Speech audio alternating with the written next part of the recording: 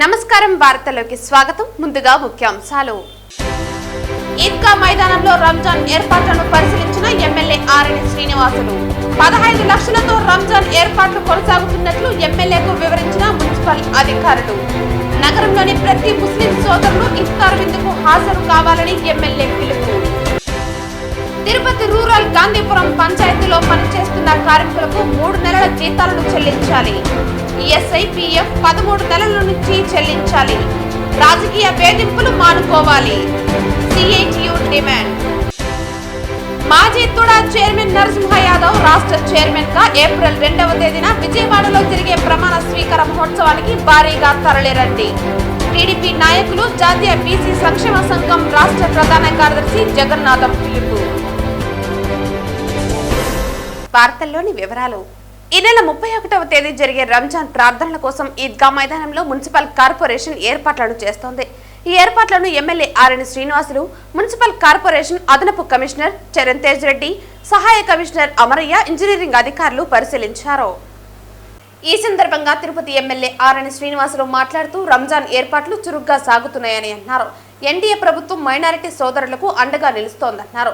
ఈద్గా మైదానం భూ వివాదాన్ని కేంద్రం దృష్టికి తీసుకువెళ్లి పరిష్కారానికి కృషి చేస్తామని హామీ ఇచ్చారు. అల్లా దయ ముస్లింలపై ఉండాలని మరొకసారి కోరుకుంటున్నామన్నారు. రేపు సాయంత్రం షాదీ మహల్లో ఇఫ్తార్ విందు ఇస్తున్నామని, నగరంలోని ప్రతి ముస్లిం సోదరులు ఇఫ్తార్ విందుకు హాజరు కావాలని కోరుకుంటున్నామన్నారు. గ్లోబల్ స్టార్ రామ్ చరణ్ జన్మదిన సందర్భంగా రుయా ఆసుపత్రి ఆవరణలో తిరుపతి రామ్ చరణ్ యువశక్తి సభ్యులు గురువారం మధ్యాహ్నం అన్నదాన కార్యక్రమం నిర్వహించారు. తిరుపతి ఎమ్మెల్యే ఆరణి శ్రీనివాసులు పేదలకు అన్నదానం పంపిణీ చేశారు. ఎమ్మెల్యే ఆరణి శ్రీనివాసులు పేదలకు అన్నదానం పంపిణీ చేశారు. రామ్ చరణ్ ఆయుర ఆరోగ్యాలతో మరిన్ని ఉన్నత శిఖరాలను అధిరోహించాలని కలియుగ దైవం శ్రీ వెంకటేశ్వర స్వామి వారిని ప్రార్థించినట్లు ఎమ్మెల్యే ఆరణి తెలిపారు. ఈ కార్యక్రమంలో పగడాల మురళి, రాజారెడ్డి, బాబ్జీ, కేఎంకే లోకేష్, జీవకోన సుధా, సాయి, వేణు తదితరులు పాల్గొన్నారు.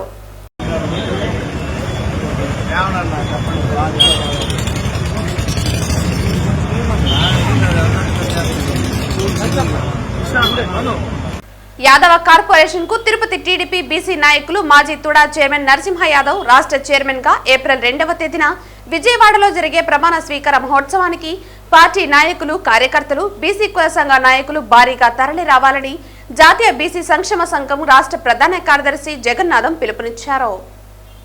గురువారం స్థానిక ప్రెస్ క్లబ్ లో విలేకరుల సమావేశంలో తిరుపతి టీడీపీ బీసీ నాయకులతో కలిసి ఆయన మాట్లాడుతూ, విజయవాడలో తుమ్మలపల్లి కళాక్షేత్రంలో ఏప్రిల్ 2వ తేదీన ఉదయం 9 గంటలకు యాదవ కార్పొరేషన్ రాష్ట్ర చైర్మన్ గా గొల్లా నరసింహ యాదవ్ ప్రమాణ స్వీకారోత్సవంకు బీసీ నాయకులు, కార్యకర్తలు, అభిమానులు భారీగా తరలి రావాలని రజక సంఘం, గాండ్ల సంఘం, యాదవ సంఘం, నాయి బ్రాహ్మణ సంఘం, మత్స్యకారుల సంఘం, వడ్డెర సంఘం, వన్నెకుల క్షత్రియ సంఘం, పట్టుసాల సంఘం, సాలి వాహన సంఘ నాయకులు హాజరు కావాలని, బీసీ కార్పొరేషన్లో రాష్ట్రంలో ఉన్నతమైన చైర్మన్ పదవిని మన తిరుపతి నాయకులు నరసింహ యాదవ్కు రావటం మన అందరికీ ఆనందంగా ఉందని, కనుక తిరుపతి జిల్లా నుంచి భారీగా తరలి వెళ్దామని పిలుపునిచ్చారు. తిరుపతి నుండి భారీగా బీసీ కుల సంఘ నాయకులు పెద్ద ఎత్తున తరలి రావాలని టీడీపీ నాయకులు మరియు జాతీయ బీసీ సంక్షేమ సంఘం రాష్ట్ర ప్రధాన కార్యదర్శి జగన్నాథం పిలుపునిచ్చారు. ఈ కార్యక్రమంలో రజక కార్పొరేషన్ రాష్ట్ర డైరెక్టర్ కరాటే చంద్ర, గాండ్ల సాధికార రాష్ట్ర కమిటీ సభ్యులు జగన్నాథం, తిరుపతిలో కుల సంఘాల నాయకులు, వడ్డెర సంఘ నాయకులు బాలాజీ తదితరులు పాల్గొన్నారు. యాదవ కార్పొరేషన్ చైర్మన్గా కొత్త నవ్యాంధ్రప్రదేశ్లో గొల్ల నరసింహ యాదవ్కి రావడం బీసీ కులాలందరూ కూడా చాలా సంతోషిస్తున్నాము. ఆ కార్యక్రమం 2వ తేదీ విజయవాడలో ప్రమాణ స్వీకారం చేయించున్నాడు. కనుక ఈ బీసీ కులాలందరూ కూడా తిరుపతి నుంచి భారీ ఎత్తున తరలి వెళ్ళి బీసీలందరూ మేము ఉన్నామని తెలియజేయడానికి ఈ ప్రెస్ మీట్ తెలియజేస్తున్నాం. ముఖ్యంగా ప్రెస్ మిత్రులందరూ కూడా దీన్ని చక్కగా రాసి ఈ బీసీ కులాల ఐక్యత వర్ధిల్లాలనే నినాదం మేమందరూ బీసీలో మొట్టమొదటిసారిగా ఈ నవ్యాంధ్రప్రదేశ్లో యాదవ కార్పొరేషన్ వైజాగ్కో, రాజమండ్రికో వెళ్ళకుండా తిరుపతికి రావడం చాలా ఆనందదాయకం. బీసీలు అందరూ కూడా వెనుకబడి ఉన్నారు, వాళ్ళందరినీ కూడా ముందుకు తీసిపోయే విషయంలో మేమందరూ కూడా కమిటీలు వేసుకొని నరసింహ యాదవ్ గారితో మాట్లాడి ఈ ప్రయాణం జర్నీ చేస్తున్నాం. కనుక ఈ ప్రమాణ స్వీకారం విజయవంతం చేయడమే మా బీసీ కులాల యొక్క ఐక్యత. తెలుగుదేశం పార్టీ సీనియర్ నాయకులు గొల్లా నరసింహ యాదవ్ గారు తెలుగుదేశం పార్టీ పార్లమెంటు అధ్యక్షులుగా ఉన్నారు. గతంలో మాజీ తుడా చైర్మన్, మాజీ మార్కెట్ కమిటీ చైర్మన్, తెలుగుదేశం పార్టీలో బడుగు బలహీన వర్గాలకు చంద్రబాబు నాయుడు గారు పెద్దపీట వేస్తూ అదేవిధంగా రాష్ట్రంలో యాదవ కార్పొరేషన్ డెవలప్మెంట్ చైర్మన్గా సీనియారిటీగా ఉన్నటువంటి గొల్లా నరసింహ యాదవ్ గారిని రాష్ట్ర ముఖ్యమంత్రి గారు చంద్రబాబు నాయుడు గారు నియమించడం జరిగింది.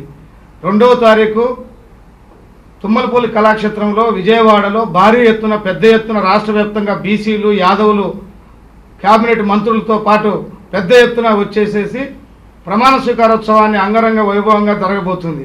తెలుగుదేశం పార్టీలో 40 సంవత్సరాలుగా రాష్ట్ర వ్యాప్తంగా సుపరిచితుడిగా ఉన్నటువంటి గొల్లా నరసింహ యాదవ్ గారికి తిరుపతి నుండి బీసీ కులాలందరం కూడా దాదాపు 100-150 మందిని స్వచ్ఛందంగా అందరం కూడా ఆ యొక్క కార్యక్రమానికి విజయవంతం చేయడానికి ప్రమాణ స్వీకారోత్సవానికి బయలుదేరడం జరుగుతుంది. మిత్రులందరూ కూడా బీసీ కులాలు సోదరులందరూ కూడా పెద్ద ఎత్తున పాల్గొనేసి సభను విజయవంతం చేయాలని చెప్పని ప్రమాణ స్వీకారోత్సవ యొక్క సభని విజయవంతం చేయాలని చెప్పని బీసీ కులాలకు అందరికీ బీసీ మిత్రులకు తెలుగుదేశం పార్టీలో ఉన్నటువంటి సోదరులకు అందరికీ కూడా మరొకసారి విజ్ఞప్తి చేస్తున్నాము. తిరుపతి రూరల్ గాంధీపురం పంచాయతీలో పనిచేస్తున్న కార్మికులకు 3 నెలల జీతాలను చెల్లించాలని, ఈఎస్ఐపీఎఫ్ 13 నెలల నుంచి చెల్లించాలని, రాజకీయ వేధింపులు మానుకోవాలని, తీసేసిన కార్మికులను పనిలో పెట్టుకోవాలని కోరుతూ గ్రామ పంచాయతీ వర్కర్స్ యూనియన్ సిఐటియు ఆధ్వర్యంలో గత 2 రోజుల నుంచి పంచాయతీ కార్మికులు విధులు బహిష్కరించి పంచాయతీ ఆఫీస్ ఎదురుగా సమ్మె నిర్వహించడం జరుగుతోంది. సమ్మెలో భాగంగా కళ్లకు గంతలు కట్టుకుని నల్ల రిబ్బన్లతో నిరసన వ్యక్తం చేయడం జరిగింది. ఈ సమ్మెకు మద్దతుగా సిఐటియు జిల్లా అధ్యక్షులు బాలసుబ్రహ్మణ్యం, జిల్లా కార్యదర్శి జయచంద్ర, మునిరాజు తదితరులు పాల్గొని మద్దతు ఇవ్వడం జరిగింది. ఈ సందర్భంగా వారు మాట్లాడుతూ పంచాయతీ కార్మికులు తక్కువ వేతనాలతో పనిచేస్తున్నారని అన్నారు. పంచాయతీలో 37 మంది కార్మికులు పనిచేస్తూ ఉంటే 33 మందికి జీతాలు పెడతానని అక్కడ ఉన్న ఈవో చెప్పడం జరుగుతోందన్నారు. సర్పంచ్ కు పంచాయతీ కార్యదర్శికి మధ్య ఘర్షణ ఉందని, ఆ ఘర్షణలో కార్మికులను బలి చేసే పద్ధతి కొనసాగుతోందని అనేది దుర్మార్గమైన విషయం అన్నారు. కూటమి ప్రభుత్వం అధికారంలోకి వచ్చిన తర్వాత కార్మికులను రాజకీయ వేధింపులకు గురి చేస్తున్నారని అన్నారు. అక్కడ గత 12 సంవత్సరాల నుంచి అదే 37 మంది గ్రామ పంచాయతీల్లో వర్కర్లుగా పనిచేస్తున్నారని అన్నారు. అందులో 33 మంది వర్కర్లకు మాత్రమే జీతాలు పెడతామని పంచాయతీ కార్యదర్శి చెప్పడం హాస్యాస్పదంగా ఉందన్నారు. గత నెలలో వచ్చిన పంచాయతీ కార్యదర్శి ఎటువంటి ఆధారాలు లేకుండా 4 కార్మికులను తొలగించే ప్రయత్నం చేస్తుందని అన్నారు. అక్కడున్న కూటమి నాయకులకు మాటలు విని కార్మికులను తీసివేయటం ఇది దుర్మార్గమైన విషయమని అన్నారు. కాబట్టి తక్షణమే 3 నెలల జీతాలు 37 మందికి చెల్లించాలని సిఐటియు డిమాండ్ చేస్తోందన్నారు. లేని పక్షంలో ఆందోళన ఉధృతం చేస్తామని ప్రభుత్వానికి విజ్ఞప్తి చేస్తున్నామన్నారు. ఈ కార్యక్రమంలో గ్రామ పంచాయతీ కార్మిక సంఘ ఉద్యోగులు, సంఘ కార్యదర్శి రాము, పంచాయతీ కార్మికులు వెంగమ్మ, రంగమ్మ, చంద్రారెడ్డి తదితరులు పాల్గొన్నారు. గ్రామ పంచాయతీ కార్మికులు గాంధీపురానికి సంబంధించినటువంటి వాళ్ళు గత 3 రోజుల నుంచి నిరాహార దీక్ష చేస్తూ ఉన్నారు. వాళ్ళకి న్యాయమైనటువంటి సమస్యలు, ఆ సమస్యలు తక్షణమే పరిష్కారం చేయాలని ఈరోజు సిఐటియు డిమాండ్ చేస్తూ ఉంది. వాళ్ళు దాదాపు 37 మంది కార్మికులు ఉంటే 33 మందికి మాత్రమే జీతాలు పెడతానని చెప్పారని ఈరోజు అక్కడ ఉన్నటువంటి ఈఓ గారు కానీ అక్కడ ఉన్నటువంటి సర్పంచ్ గారు కానీ వాళ్ళిద్దరూ తెలియజేస్తూ ఉన్నారు. ఇది చాలా దుర్మార్గమైనటువంటి విషయం. ఎందుకంటే గత 12 సంవత్సరాల నుంచి ఇదే సర్పంచ్ ఇదే అధికారుల మధ్య వాళ్ళు పనిచేస్తూ ఉన్నారు. ఆ పనిచేస్తున్నటువంటి దానానికి డబ్బులు ఇవ్వాలని చెప్పని ఈరోజు అడుగుతూ ఉంటే కూడా 3 నెలల నుంచి వాళ్ళకి జీతాలు ఇవ్వకుండా చాలా తీవ్రమైనటువంటి సమస్యను సృష్టిస్తూ ఉన్నారు. ఇక్కడ రాజకీయాలతో ముడిపడి చేయడం అనేది చాలా దుర్మార్గం. ఎందుకంటే గతంలో వైసీపీ, తెలుగుదేశం ఈ 2 మధ్య ఉన్నటువంటి వైషమ్యాలను సృష్టించి కార్మికుల మధ్య చీలికి దేవడానికి, కార్మికుల పట్ల ఈరోజు ఇబ్బంది పెట్టడానికి చాలా ప్రయత్నం చేస్తున్నారు. ఇది సరైనటువంటి పద్ధతి కాదు. తక్షణమే వాళ్ళ కార్మికుల సమస్యలను పరిష్కారం చేయాల్సినటువంటి అవసరం ఉంది. అదేవిధంగా ఈఎస్ఐ పిఎఫ్కి సంబంధించినటువంటిది గత 13 నెలల నుంచి డబ్బులు కడుతున్నటువంటి పరిస్థితి లేదు. ఆ డబ్బులు ఎక్కడున్నాయో కూడా తెలియనటువంటి పరిస్థితి ఏర్పడిపోయింది. దానివల్ల కార్మికులకు చాలా తీవ్రమైనటువంటి నష్టం ఏర్పడుతుంది. కాబట్టి ఈ సమస్యలు ఏవైతే ఉన్నాయో వాళ్ళకు 3 నెలలకు సంబంధించినటువంటి జీతాన్ని తక్షణమే ఇవ్వాలా, ఈఎస్ఐ పిఎఫ్ సంబంధించినటువంటి తక్షణమే చెల్లించాలని చెప్పని సిఐటియు డిమాండ్ చేస్తుంది. లేని పక్షంలో మరింత ఆందోళనకు పూనుకుంటామని చెప్పని ప్రభుత్వానికి హెచ్చరిక చేస్తా ఉన్నాం. పేద ప్రజలు, చిన్న ఉద్యోగులు వాళ్ళు మోసం చేస్తారా? మరి దీనికంతా ఎవరు బాధ్యులు? పిఎఫ్ కట్ల యూనిట్కు జైలు వేయాలి, ఈఎస్ఐ కట్ల యూనిట్కు జైలు వేయాలి. ఏం చేస్తుంది చట్టం, ఏం చేస్తుంది ప్రభుత్వం? రోజు పోతలు పోసేందుకు వచ్చిందే ఏమైపోయిందని. మరి దేవుళ్ళు ఎందుకు దియాలు మారి వాళ్ళు పీడిస్తూ ఉన్నారు. కాబట్టి వెంటనే ఏంటంటే వాళ్ళ పిఎఫ్ ఈఎస్ఐ డబ్బులు కట్టాలి, 37 మందిని బేషరతుగా తీసుకోవాలి, వాళ్ళ పని వాళ్ళు చేర్చుకోవాలి. ఈ కార్యక్రమం జరిగేదాకా ఈ రాజకీయాలు మా దగ్గర పనిచేయదు. ఎర్ర జెండా కార్మికుల జెండా, అది కార్మికుల కోసమే పనిచేస్తుంది. మీ రాజకీయాలు ఉంటే మీరు తేల్చుకోండి, మీరు కుస్తీలు పట్టుకోండి, అంతేగాని మీ రాజకీయాలు తెచ్చుకొని ఈ చిరు కార్మికుల మీద ప్రయోగించద్దండి. వెంటనే బేషరతుగా 37 మంది తీసుకోవాలి, పిఎఫ్ఈఎస్ ఇచ్చేవాలి, బకాయిలు ఉన్నటువంటి 3 నెలల అరియర్స్ కూడా మొత్తం కూడా కట్టిస్తేనే, లేని పక్షంలో ఈ పోరాటాన్ని ఇది గాంధీపురానికి పరిమితం కాదు, మొత్తంగా కూడా 2 జిల్లా వ్యాప్తంగా రాష్ట్ర వ్యాప్తంగా కూడా మేము ఉధృతం చేస్తామని కూడా CIT జిల్లా కమిటీ తరఫున హెచ్చరిస్తున్నాం. ఈ గ్రామం పరిశుభ్రంగా ఉండాలా, ఈ గ్రామంలో అంటురోగాలు రాకూడదు, అవి ఇవి అని మాత్రం పెద్ద ఎత్తున ఊదర కొడుతున్నారు. ఈ ఊదర కొట్టడానికి ఇదే నిదర్శనం, ఈ గ్రామ పంచాయతీ నిదర్శనం. కాబట్టి తక్షణమే 37 మందిని బేషరతుగా ఉద్యోగాలకు తీసుకోవాలి. అంతేకాకుండా ఈఎస్ఐ పిఎఫ్ ఎందుకంటే అది రాజ్యాంగంలో ఒక చట్టం, అది రాజ్యాంగంలో ఒక చట్టం. ఆ చట్టాన్ని అమలు చేయకుండా ఈ పిఎఫ్ కమిషనర్ ఏం చేస్తారో అర్థం కాలేదు. ఇది ఒక గాంధీపురం గ్రామ ప్రతి కుటుంబం ఓ రంగస్థలం, అందులో కుటుంబ సభ్యులే నటీనటులని రాయలసీమ రంగస్థలి చైర్మన్ గుండాల గోపీనాథ్ రెడ్డి అన్నారు. గురువారం ప్రపంచ రంగస్థలి దినోత్సవంను పురస్కరించుకుని తిరుపతిలోని రాయలసీమ రంగస్థలి కళాకారులు వేడుకలను ఘనంగా నిర్వహించుకున్నారు. గురువారం ప్రపంచ రంగస్థలి దినోత్సవంను పురస్కరించుకుని తిరుపతిలోని రాయలసీమ రంగస్థలి కళాకారులు వేడుకను ఘనంగా నిర్వహించుకున్నారు. నటరాజస్వామికి ప్రత్యేక పూజలు నిర్వహించి నాటక రంగంలో విశేష ప్రతిభ కనబరిచిన రంగస్థల కళాకారులు KN రాజా, కస్పా పద్మనాభములు ఘనంగా సత్కరించారు. ఈ సందర్భంగా గుండాల గోపీనాథ్ రెడ్డి మాట్లాడుతూ, ప్రపంచం ఒక రంగస్థలం అయితే అందులో చావు పుట్టుకల మధ్య జరిగేది నాటకమని, ప్రజలే పాత్రధారులని ప్రఖ్యాత రచయిత షేక్స్పియర్ అన్నారని గుర్తు చేశారు. అంతరించిపోతున్న మన దేశ సంస్కృతి సంప్రదాయాలను కళల రూపంలో అనేక మంది కళాకారులు రంగస్థలం వేదికగా ప్రదర్శనలు చేస్తూ ప్రజలను చైతన్యవంతులను చేశారని గుర్తు చేశారు.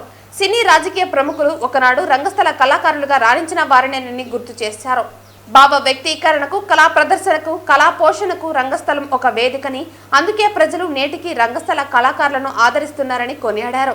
ఈ కార్యక్రమంలో సుబ్రహ్మణ్యం రెడ్డి, రాజశేఖర్ రెడ్డి, కేశవుల్ రెడ్డి, వాసుదేవరెడ్డి, శాంబోల హరినాథ్ ఇతర కళాకారులు పాల్గొన్నారు. ప్రపంచ రంగస్థలి దినోత్సవం సందర్భంగా రాయలసీమ రంగస్థలి ఆధ్వర్యంలో ఈరోజు రంగస్థలి దినోత్సవ వేడుకలు ఘనంగా జరుపుకున్నాము. ముఖ్యంగా మన కుటుంబమే ఒక రంగస్థలం, దానిలో ఉన్న వారే నటీనటులు, వయసు మీరిన వారు చనిపోతూ ఉంటే మళ్ళీ కొత్త వారు పుడతా ఉంటారు. ఇదే రంగస్థలం నాటకం. ముఖ్యంగా ఈరోజు ప్రపంచ రంగస్థల దినోత్సవం సందర్భంగా వివిధ నాటకాల్లో మంచి పాత్రలు పోషించిన విద్వాన్ కస్పా పద్మనాభం గారిని, అలాగే రాయలసీమ రంగస్థలి కార్యదర్శి KN రాజా గారిని, అలాగే ప్రముఖ మిమిక్రీ ఆర్టిస్ట్ శాంబోల హరినాథ్ గారిని ఈరోజు సత్కరించుకుని వారికి ప్రపంచ రంగస్థల దినోత్సవ శుభాకాంక్షలు తెలియజేశాము. ముఖ్యంగా ఒక దేశ సంస్కృతి సంప్రదాయాలను భావి తరాలకు అందించేదే రంగస్థలం. ఈ సందర్భంగా రంగస్థల దినోత్సవ శుభాకాంక్షలు ప్రతి ఒక్కరికి తెలియజేసుకుంటూ మన భావి తరాలకు మన సంస్కృతి సంప్రదాయాలను ఈ నాటకాల ద్వారా తెలియజేయాలని, ఈరోజు ప్రముఖ సినీ హీరోలు కూడా రంగస్థల నటన నుంచే వచ్చిన వారు. అందువల్ల ప్రతి ఒక్కరికి రంగస్థల దినోత్సవ శుభాకాంక్షలు తెలియజేసుకుంటున్నాను. భారత రాజ్యాంగ పరిరక్షణ కోసం సిపిఐ రాష్ట్ర సమితి ఆధ్వర్యంలో మార్చి 23వ తేదీన స్వాతంత్ర సమరయోధులు భగత్ సింగ్ వర్ధంతి రోజు నుంచి మహనీయులు రాజ్యాంగ నిర్మాత డాక్టర్ బిఆర్ అంబేద్కర్ జయంతి రోజున ముగింపు సగం జరపాలని నిర్ణయించారు. అందులో భాగంగానే తిరుపతిలో బైరాగిపట్టెడ రామానాయుడు స్కూల్ నుంచి సిపిఐ కార్యకర్తలు మతోన్మత బీజేపీ విధానాలను వ్యతిరేకిస్తూ పెద్ద ఎత్తున నినాదాలు చేస్తూ ర్యాలీ నిర్వహించారు. అందులో భాగంగానే తిరుపతిలో బైరాగిపట్టెడ రామానాయుడు స్కూల్ నుంచి సిపిఐ కార్యకర్తలు మతోన్మత బీజేపీ విధానాలను వ్యతిరేకిస్తూ పెద్ద ఎత్తున నినాదాలు చేస్తూ ర్యాలీ నిర్వహించారు. అనంతరం సిపిఐ కార్యాలయంలో చిన్నం పెంచలయ్య అధ్యక్షతన బహిరంగ సభ జరిగింది.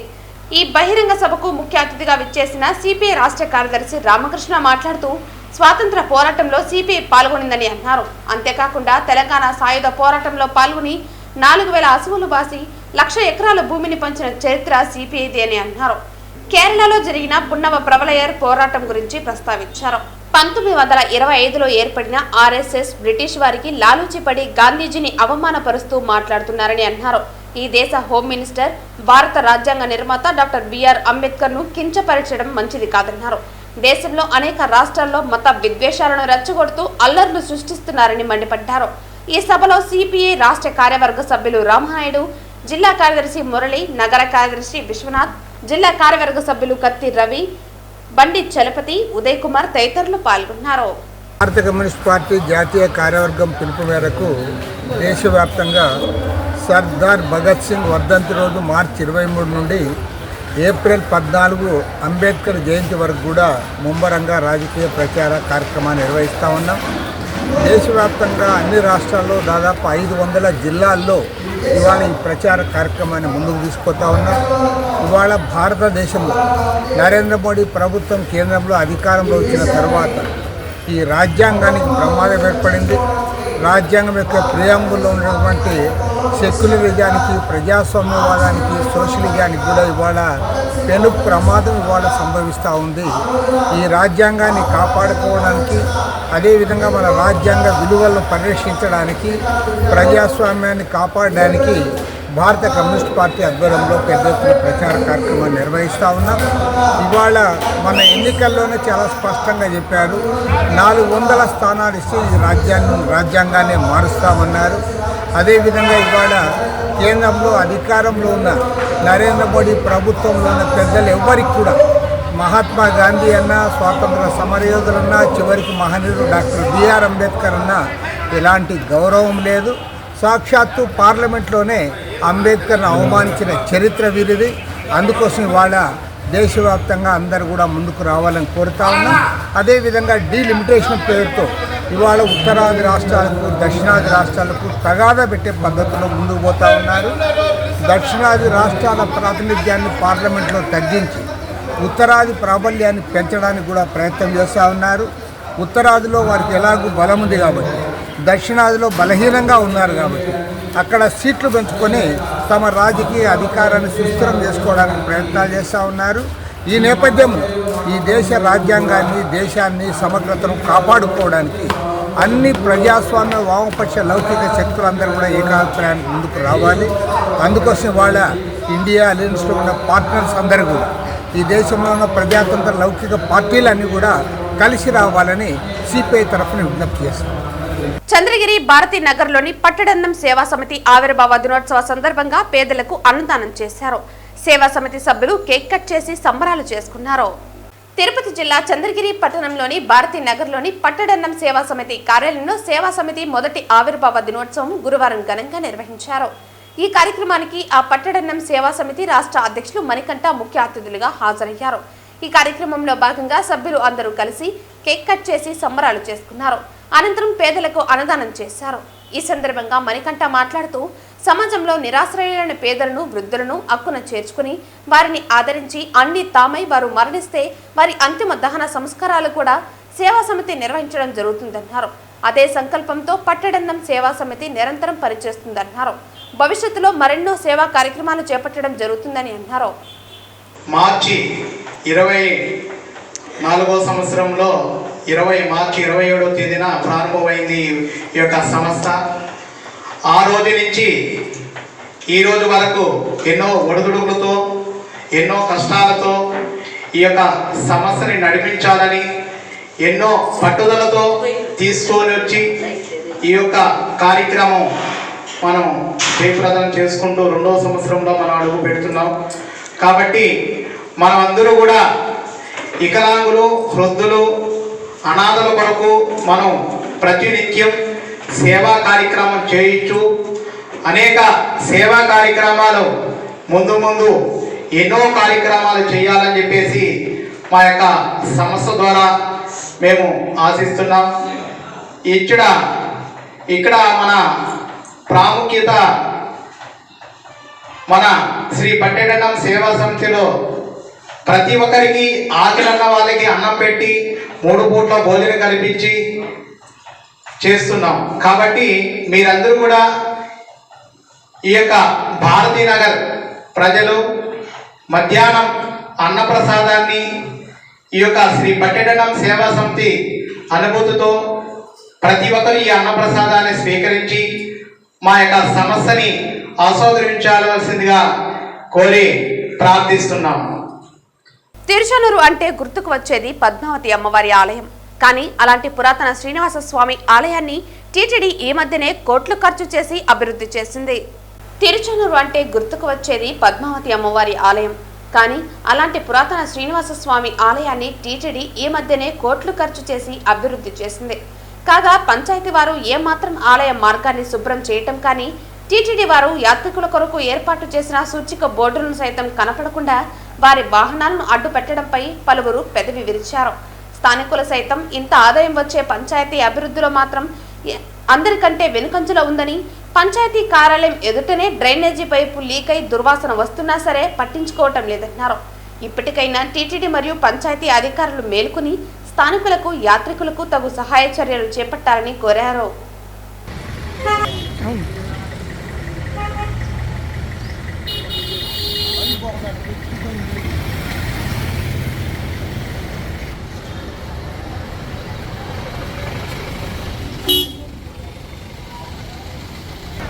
తిరుపతి రూరల్ మండలం ఎంపీపీ ఎన్నికల్లో వైఎస్ఆర్ కాంగ్రెస్ పార్టీ ఘన విజయం సాధించింది. గతంలో వైఎస్ఆర్సీపీ ఎంపీపీగా ఉన్న చెవిరెడ్డి మోహిత్ రెడ్డి రాజీనామా చేసి చంద్రగిరి ఎమ్మెల్యే అభ్యర్థిగా పోటీ చేయడంతో ఎంపీపీ స్థానం ఖాళీ అయింది. కూటమి ప్రభుత్వం అధికారంలోకి వచ్చాక ఎంపీపీ ఎన్నికకు నోటిఫికేషన్ జారీ చేయడంతో తిరుపతి రూరల్ ఎంపీపీగా అభ్యర్థిగా నిలిచిన మూలం చంద్రమోహన్ రెడ్డి ఏకగ్రీవంగా ఎన్నికయ్యారు. మండలంలో మొత్తం 37 మంది ఎంపీటీసీ సభ్యులు ఉండగా అందులో 34 మంది హాజరు కావడంతో ఎన్నిక నిర్వహణకు చర్యలు తీసుకున్నారు అధికారులు. తిరుపతి రూరల్ మండలం నుంచి ఎంపీపీగా ఒకే వ్యక్తి బీఫామ్ అందించడంతో ఏకగ్రీవంగా ఎంపీటీసీలు ఆమోదం తెలిపారు. ప్రత్యేక సమావేశానికి హాజరైన 34 మంది ఎంపీటీసీల్లో 33 మంది ఎంపీటీసీల ఆమోదం తెలపడంతో వైఎస్ఆర్సీపీ అభ్యర్థి మూలం చంద్రమోహన్ రెడ్డిని ఎంపీపీగా ఎన్నికల అధికారి ప్రకటించారు. ఎంపీటీసీల ఆమోదంతో ఎంపీపీగా ఎన్నికైన మూలం చంద్రమోహన్ రెడ్డికి డిక్లరేషన్ అందించి అక్కడికక్కడే ప్రమాణ స్వీకారం ఎన్నికల అధికారి చేయించారు. ప్రతిష్టాత్మకంగా జరిగిన ఎంపీపీ ఎన్నికల్లో వైఎస్ఆర్ కాంగ్రెస్ పార్టీ అభ్యర్థి విజయం సాధించడంతో జగనన్న నాయకత్వం వర్ధిల్లాలి, మోహిత్ రెడ్డి నాయకత్వం వర్ధిల్లాలి అంటూ నినాదాలతో ఎంపీటీసీలు హోరెత్తించారు. మోహిత్ రెడ్డి నాయకత్వంలో తిరుపతి రూరల్ ఎంపీపీ అభ్యర్థిని గెలిపించుకోవడంతో పార్టీ నేతలు కార్యకర్తలు సంబరాలు చేసుకున్నారు. వైఎస్ఆర్సీపీ ఎంపీపీ అభ్యర్థి విజయోత్సవంలో చంద్రగిరి మాజీ ఎమ్మెల్యే చెవిరెడ్డి పాలు పంచుకున్నారు. ఎంపీడీఓ కార్యాలయం నుంచి తుమ్మలగుంటకు చేరుకుని చెవిరెడ్డిని నూతన ఎంపీపీ మూలం చంద్రమోహన్ రెడ్డి, వైస్ ఎంపీపీలు మాధవరెడ్డి, యశోదలతో పాటు ఎంపీటీసీలు చెవిరెడ్డిని కలిశారు. నిజాయితీగా నిలబడి పార్టీ సూచించిన వ్యక్తిని ఎంపీపీగా గెలిపించిన ప్రతి ఒక్క ఎంపీటీసీని చెవిరెడ్డి అభినందించారు. చెవిరెడ్డి మోహిత్ రెడ్డి నాయకత్వంలో పార్టీ పటిష్టతకు పనిచేస్తామని, ఎంపీపీ విజయం తమ బాధ్యతగా తీసుకుంటున్నట్లు ఎంపీటీసీలు స్పష్టం చేశారు. తిరుపతి జీవకొన షకీనా చర్చి నందు తిరుపతి పాస్టర్స్ ఫెలోషిప్ వారు ఏర్పాటు చేసిన విలేకరుల సమావేశంలో పాస్టర్స్ ఫెలోషిప్ అధ్యక్షులు మాట్లాడుతూ, ఆంధ్ర తెలంగాణ రాష్ట్రంలో ప్రసిద్ధి చెందిన క్రైస్తవ సువార్తకుడు ప్రవీణ్ పగడాల గత 25వ తేదీ తన బైక్ మీద రాజమండ్రి నుండి వెళుతూ దివాస్ చెరువు దగ్గర ప్రమాదం సంభవించి మరణించారన్న సంగతి విన్న క్రైస్తవ సమాజం తీవ్ర నిరాశకు గురై శోకసంద్రంలో మునిగిపోయిందన్నారు. ఆయన గొప్ప బైబిల్ పండితుడు. పేదలకు తమ సొంత ఖర్చులతో సహాయం చేస్తూ అనేక మంది అనాథలకు తన ఇంటిలోనే ఆశ్రయం కల్పించారని అన్నారు.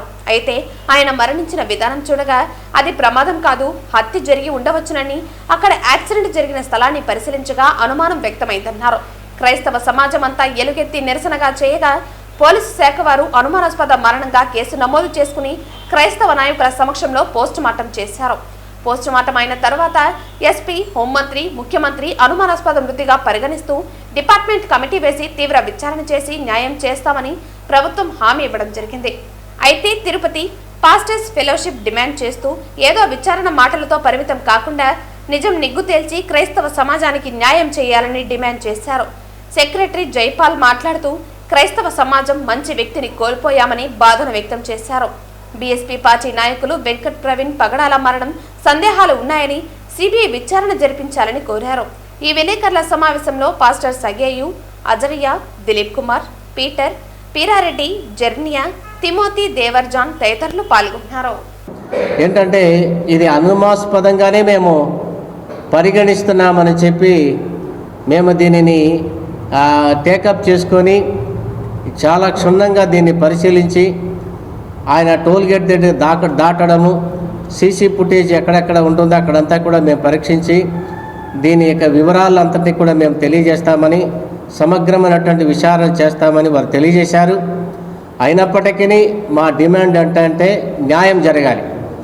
ఏదో మాటలు చెప్పి ముగించడం కాదు, కాలయాపన చేసి దీన్ని అలాగే నిలిపేయడం కాదు, ఏదో దినాలు గడిపేసి కొన్ని రోజులు అయిపోతే అందరూ సైలెంట్ అయిపోతారు, ఎవరి పనిలో వాళ్ళకి వెళ్ళిపోతారు అన్నట్లుగా కాకుండా ఖచ్చితంగా ప్రభుత్వము తన నిజాయితీని మరి తెలియజేసుకుంటూ ఈ విషయంలో ప్రవీణ్ పగడాల గారి యొక్క మరణములో ఉన్నటువంటి అనుమానాలన్నీ కూడా నివర్తి చేయాలని చెప్పి తిరుపతి పాస్టర్స్ ఫెలోషిప్ అందరికీ కూడా ఈరోజు ఈ యొక్క ప్రెస్ మీట్లో కంఠస్వరంతో ఏకముగా మేమందరం కూడా దీన్ని ఖండిస్తూ మా డిమాండు మరి ఖచ్చితంగా దీని అన్నిటి కూడా నిగ్గు తేల్చాలని, ఇవన్నిటి కూడా బయటికి తీసుకొని వచ్చి మా క్రైస్తవులకి నిజానిజాలను తెలియచేయాలని ప్రభుత్వాన్ని మేము కోరుకుంటున్నాం, వేడుకుంటున్నాం.